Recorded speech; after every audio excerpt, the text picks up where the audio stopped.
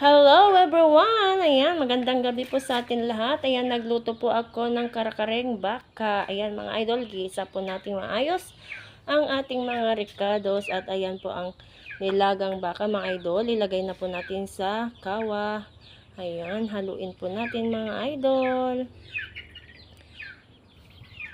Mga idol, dahil po naubusan kami ng gas, ayan, nilipat na lang po namin ang lutuan dyan sa labas mga idol.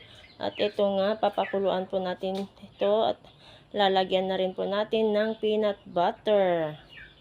Ayan, para pampalasa.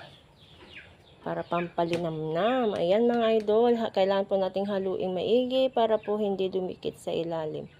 Ayan, at para at the same time, matunaw rin po ang ating peanut butter. Ayan, mga idol.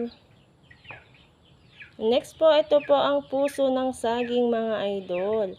Lalagay po natin dyan, pakuluan po natin ng maigi para naman po maluto ng maayos ang mga gulay. At the same time po mga idol, lalagyan na po natin siya ng mamasitas, yan, kare-kare mix.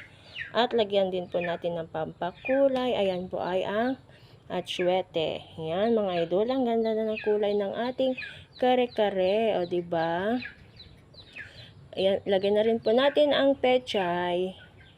Pechay, yan, ang daming gulay mga idol.